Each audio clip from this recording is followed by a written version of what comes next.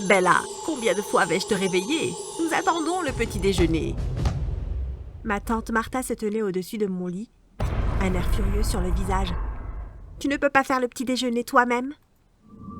Martha a serré les perles sur son cou comme si je l'avais insultée.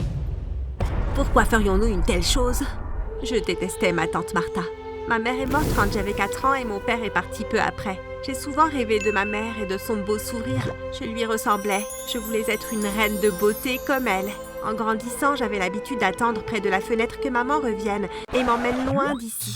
Mais Martha s'est assurée que je sache qu'elle ne reviendrait jamais, ni mon père. Martha m'a fait nettoyer et m'occuper d'elle et de sa fille Annabelle. Chaque fois que je me plaignais, elle me disait que je devais être reconnaissante qu'elle m'ait accueillie alors que personne d'autre ne voulait de moi. Quand j'étais plus jeune, elle me menaçait de me mettre dans une famille d'accueil.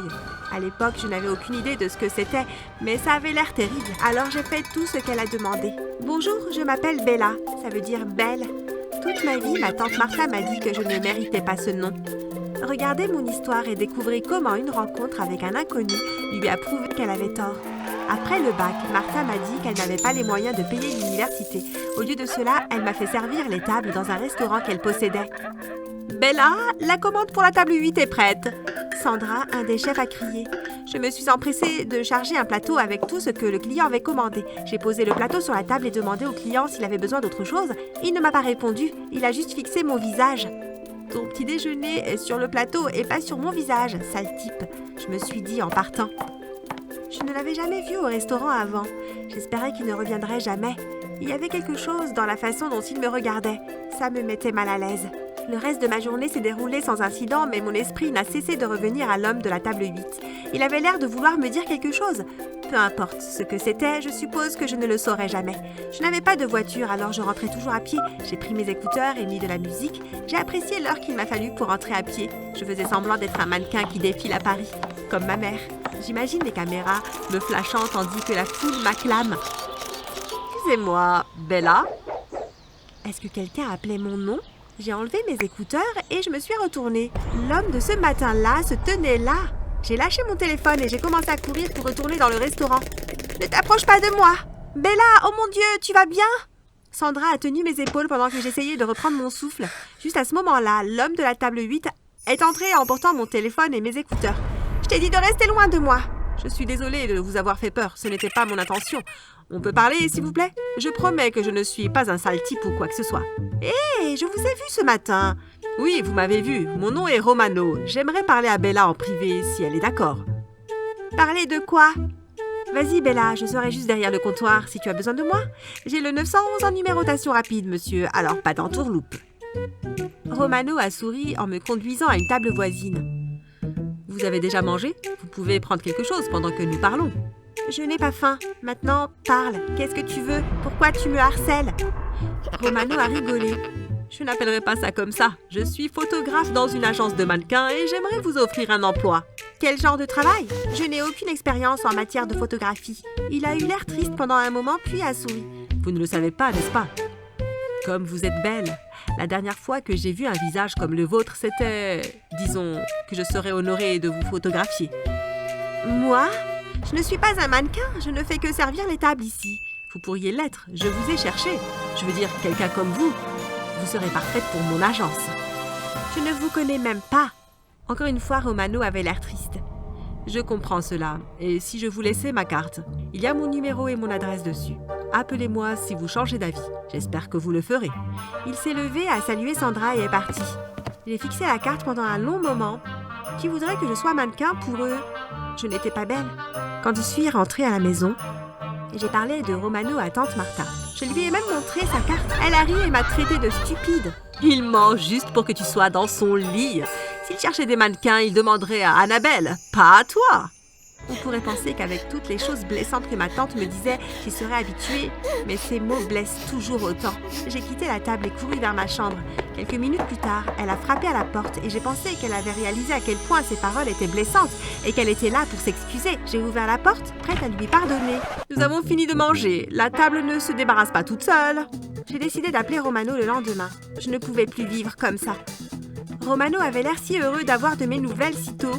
J'ai pris un taxi et je l'ai trouvé en train de m'attendre à l'agence. « Bella, je suis si heureux que tu sois là. Viens !» Je l'ai suivi dans son bureau où de grands posters de mannequins sont accrochés au mur. Il n'y avait aucun moyen de leur ressembler.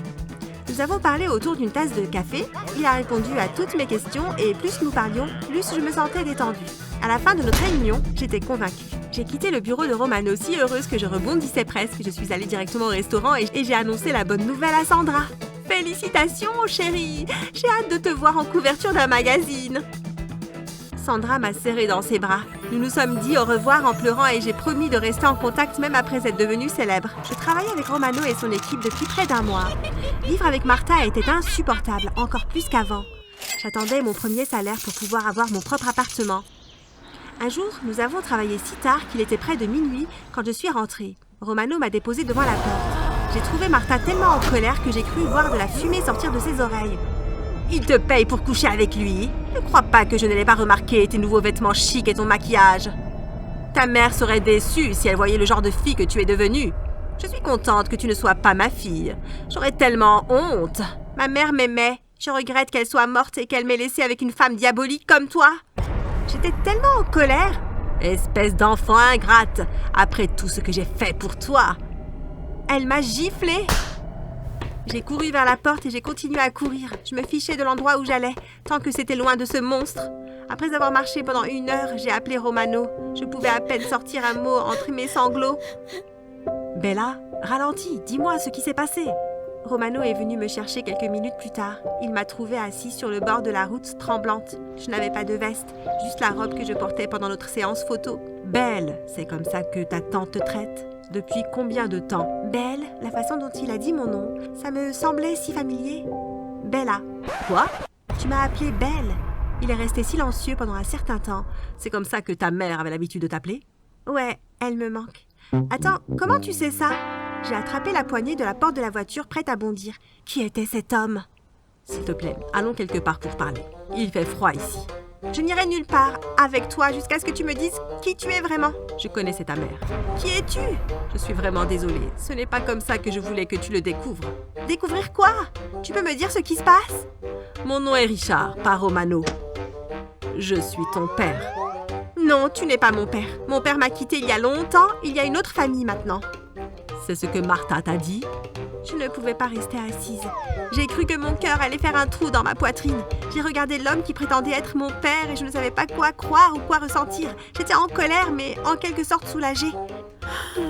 J'étais en colère contre lui pour m'avoir quittée, mais soulagée qu'il soit revenu. Ma tête allait exploser. S'il te plaît, dis quelque chose. Pourquoi es-tu revenu? Cela fait des mois que je rassemble le courage de te parler, mais elle m'a dit que tu ne voulais rien avoir à faire avec moi. Elle a refusé de me dire où tu étais, alors je suis venue à la maison un jour. Elle était furieuse. Elle a dit que tu étais à l'université et que je ne devais pas te déranger. Je ne savais pas. Je lui ai laissé ma carte et lui ai dit de te la donner. Quelques jours plus tard, une fille s'est présentée à l'agence et a prétendu être toi. Quoi? Qui était-ce? Annabelle, la fille de Martha. Pourquoi ferait-elle ça? Elle est venue me dire de rester à l'écart, qu'elle était heureuse avec Martha et ne voulait pas que je revienne dans sa vie. Pendant que Richard parlait, j'ai réalisé que ma tante Martha était encore pire que je ne le pensais. Le diable n'avait rien de plus qu'elle. Quand je lui ai dit que je savais qu'elle n'était pas toi, elle a avoué que c'était l'idée de sa mère. Elle m'a dit où te trouver. Je lui ai dit de dire à Martha que leur plan avait marché. Richard avait attendu quelques jours puis s'était présenté au restaurant. J'étais sans voix. Pourquoi tu m'as abandonnée? Il a joint ses mains et a regardé le sol. La maison dans laquelle tu vis appartenait à ton grand-père.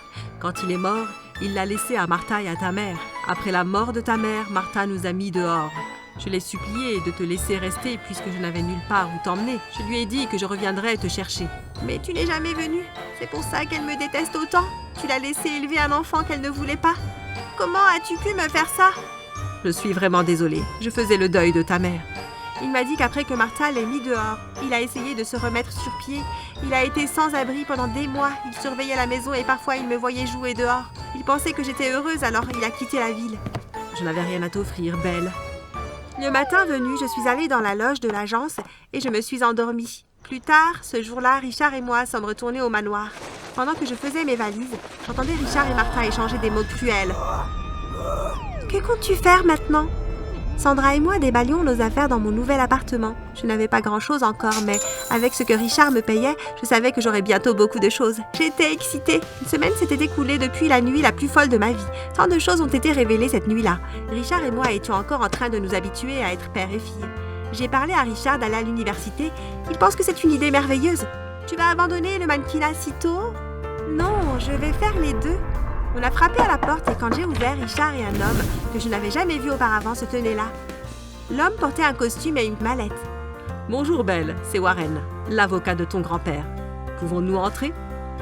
L'appartement n'était pas encore meublé. Nous nous sommes installés dans la cuisine et avons utilisé l'îlot comme table. Sandra s'est excusée et est partie. Bye bye! De quoi s'agit-il? Warren a quelque chose à te montrer. Warren m'a tendu une pile de papier. J'étais confuse au début, mais en continuant à lire, j'ai compris de quoi il s'agissait. C'était le testament de mon grand-père. Je ne comprends pas. Ça dit que le manoir et le restaurant sont à moi? Votre grand-père a changé son testament quelques heures avant sa mort. Je regarde les papiers avec incrédulité. Pourquoi on ne m'a jamais dit ça? J'ai été serveuse dans mon propre restaurant? L'avocat a dit que Martha le payait pour cacher le testament. Elle le payait chaque année. Au cours des jours suivants, l'avocat s'est rendu à la police. Martha a été arrêtée peu après. J'ai aussi engagé un avocat. Annabelle s'est excusée pour le rôle qu'elle a joué dans les plans diaboliques de sa mère. Elle a également appris que son grand-père lui avait laissé de l'argent dans son testament. Elle a demandé ce que je comptais faire avec le restaurant. Je lui ai dit que j'avais l'intention de le vendre. Elle voulait l'acheter avec l'argent que son grand-père lui a laissé. Et j'ai accepté. Je ne voulais rien avoir à faire avec le manoir. Ça me rappelait toutes les choses cruelles que Martha avait faites. J'allais le vendre aussi. Mais Richard a eu une idée brillante. On pourrait créer notre propre agence de mannequins. J'ai même un nom. Que pensez-vous de Belle Modèle? C'était parfait. Des mois plus tard, Richard et moi nous sommes retrouvés devant la maison de mon enfance devenue Belle Modèle. C'est tellement beau. Ta mère aurait été fière. J'aimerais qu'elle soit là. Moi aussi, mais je suppose que ça fera l'affaire. J'ai désigné la fresque murale sur le mur d'entrée du manoir. C'était une peinture de ma mère, me tenant dans ses bras quand j'étais bébé. Mon père m'a tenu la main alors que nous entrions, prêts à commencer notre nouvelle vie. Oh, et je ne vous ai pas dit, j'allais aussi à l'université pour étudier la photographie.